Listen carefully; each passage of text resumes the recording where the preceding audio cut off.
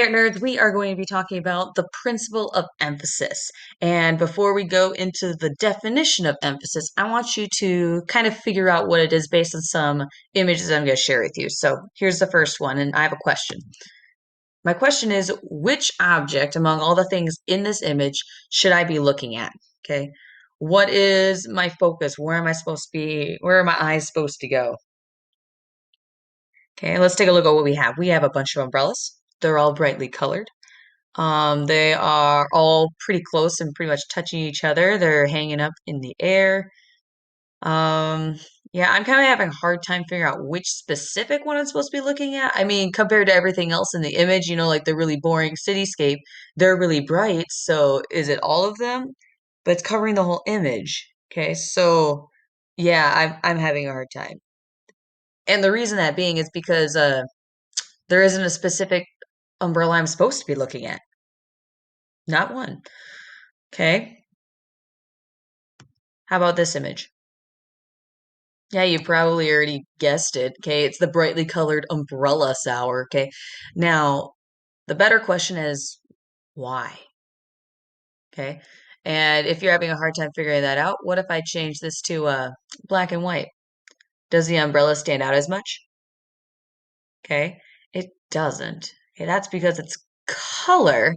Okay, the fact that the umbrella is such a bright color, well, bright colors, that's what really sticks out and is emphasized, okay, on that umbrella and is making us look there, making it be the one point that has our focus. So, this is what I want to talk to you guys about, and it is something called emphasis. And that is where you give a certain area or object more attention than others in a work of art. Okay. We've talked about balance, how balance, everything's pretty equal and the same. Okay. So there isn't emphasis. So where there is a balance, a lot of times you don't really have as much emphasis. But remember when we're talking about visual weight, it's a little iffy. So, um, but when we're talking about emphasis, it's different. It's much different than balance.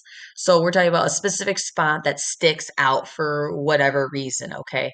And you probably noticed already that there's a spot in each of these three images that your eye led to, okay? And that specific spot has a name, okay? And that is known as a focal point. That is the center of interest or activity in a work of art, okay? And the first one, you may have had your eyes led to the different colored umbrella, the odd umbrella.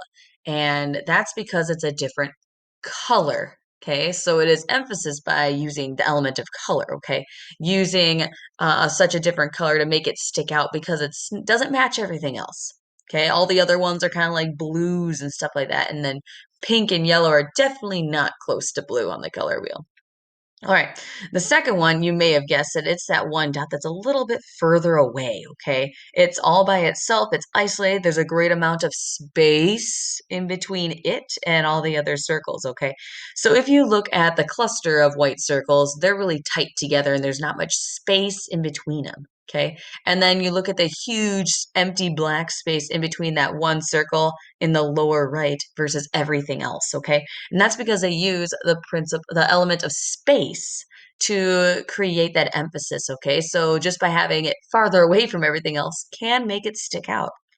And the last one, you probably already noticed this too, okay? It's the lighter colored sea star amongst all the rocks, okay?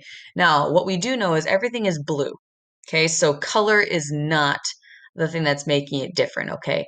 It's a little bit of shape, okay? Because it's a different shape. But I think even if it was not a different kind of shape, I think it would still stick out just as much because of the lighter shade of blue, which means we're talking about value. We're talking about the lightness or darkness of a color.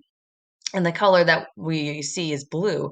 We have all these dark and medium blues in the background, and then we have a very light blue that the sea star is. Okay, so I think that its greater um, spot that it has emphasis in is the fact that it has the different value. Okay, still a little bit of shape, but I think the value stick makes it stick out just that much more. So I'm going to show you a couple of works of art from history that are really good examples of emphasis, but used in different ways, okay? And the first one I'm going to share with you is a neoclassical painting, one of my favorites by Jacques-Louis David in 1784. And when it's neoclassical, A lot of times it's very lifelike. So see how this is kind of like more realistic kind of painting, but also it depicts moments in history that are dramatized. Okay, so making look way more dramatic or way more heroic or way more traumatic than actually in real life. Okay, so what we have here is we have the oath of the Horatii, and what is happening is we have a father that is sending his three sons off to war, and then you can see the wives and family in the background that are crying. Okay, and I'll explain in a short bit why they are crying. Okay, but what I do want to discuss is where's the emphasis? Okay, what are you looking at? What are you supposed to look at? Okay, and if you just look around the image, the thing that really sticks out to me is actually the swords. Okay, now we got to figure out, well, why does it stick out? Okay, well, there's a couple of things. Number one, notice how light the swords are and how they're against a black space behind them. Okay, so we have that difference in value already. What else is going on? Okay, we have the three sons with the dope helmets. Okay, they're all facing the swords, and their hands are up in kind of a weird fashion, maybe grabbing the swords. I'm not sure, but they're all pointing towards the swords. Okay, and then we also have the father who is holding this big red robe, okay? And he's holding those swords and he's looking straight at them. So like half the people in the painting are looking at the swords. And the direction that people are facing in an image and where their eyes are looking play a huge role in emphasis, okay? If everyone in a room is looking at a specific fly on the wall, someone walks in the room and they're going to look exactly where they're looking, okay? Because it's being a spot in the room being emphasized because all the everyone else's attention is drawn to it. So of course we naturally want to draw attention to it as well. And then the other thing that I notice is that, we have all these really, kind of like dark or mellowed colors, but then we have the one son that's closest to us, and then also the father that are wearing big red robes. So our eyes directly are brought to those people over everyone else in the image. So we're not looking at the women in the background and the children. We're brought straight to those men, and then we follow their arms right to those swords, okay? And that's because those swords are at the heart of the story. Okay, we have these men that are be going to battle, okay? So of course, swords are really important for battle, okay? But also the whole story behind it emphasizes on the whole action of receiving these swords, okay? These men are going to battle, okay? Their wives are sad. But then you also have in the story, you have these sons are going to battle with a different family, okay? And these families have intermarried. So you have one brother who married the daughter from the other family, and you have one daughter in this family that married one of the sons from the other family. So, like, basically it's family fighting family in this conflict that's happening. So that's why it's a very dramatic moment. Anyways, so that's a little bit of extra history going along with it. We're going to move on to the next one. This one is a surrealist painting by Rene Magritte done in 1964, okay? And you probably already had your eyes go straight to that apple in front of the dude's face, okay? And you're probably like, why is there an apple in front of this dude's face? Okay, it makes absolutely zero sense, okay? Now, if you know about surrealism, okay, realism is a type of art that is realistic, so things that we see in real life that looks like it could actually happen. Surrealism is often a reflection of our dreams or things that couldn't actually happen, okay? Could this actually happen, having a apple hover in front of your face? It's not very normal, okay? And then also, if you look very closely, the right arm of the man is on backwards. Yeah, you didn't notice that, did you? Okay, one arm looks normal, the other one looks a little weird. Okay, it's because his arm's backwards. Why? I don't know. Ask Rene Magritte, okay, sometime, but you can't because he died. But we have us directly looking at the apple. One, it's slightly different color, but I think the big thing that really makes it stick out is the fact that it's a different, it's obscure, okay? It's unnatural, okay? And we are drawn to things that don't fit in with the world around it, okay? So we could say, it's a different color, so color plays a role in it, okay? But I think the biggest thing is actually not an element of art that's making it stick out. It's the fact that it's obscure and it's different. And, that's the way it is in a lot of these surrealistic artworks, is that something is going to be really wild and doesn't make sense, and your eyes get drawn right to it. Here we have Andrew Wyeth's painting called Christina's World in 1948. And I'm actually going to have you see the entire image, okay? Because I want you to see the amount of space in here, okay? Notice that she is all by herself in like a field. And it looks like there's a house, but it's so, so far away, okay? Not sure about the story that's going on. Maybe she twists her ankle and she's crawling back to the house, okay? Or maybe she is just, having a wonderful day gazing off the field, checking out, oh, whoa, what a nice farm place, okay? So there's a lot of stuff that could be going on. But we automatically look at Christina, so the girl in the pale pink dress. And the question is why, okay? And if you were taking a look at the image, you notice that there's not a whole lot else there, okay? We have this gal close to us. We have a farmhouse and there's like a little shed. And that's about it. The rest of it's all a big, huge, empty, spacious field. Okay.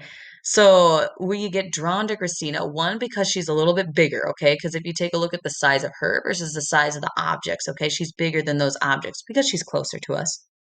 And then also there's a huge space between her and everything else. And I think space is the big thing that really plays a role in how she sticks out and is emphasized among everything else within the image. Finally, we have Edward Hopper's work called Automat in 1927. And this work of art is also a very nice example of emphasis, okay? And it's a little bit different than the ones that we've talked about before, okay? Because she's not, totally, the room isn't empty. There isn't anything that looks really obscure. There's no crazy color shifts and things like that. Okay, Edward Hopper was known for drawing and painting images of people sort of like isolated or lonely by themselves within a busy city. Now, if we take a look at this image, we have a girl sitting at a table, maybe drinking some tea. You have a big empty black space behind her. You see like a heat register, a table, a doorway, these weird white circles, which are actually the reflection on a window of the lights within the building. But there's really not much else happening, okay?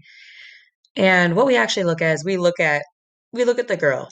I specifically look at her hat, and that's mainly because there's such a huge contrast between the background, that big black window, and her hat itself. Her hat is so bright and light in comparison. There's a big shift in value there and my eyes go straight to that girl, okay?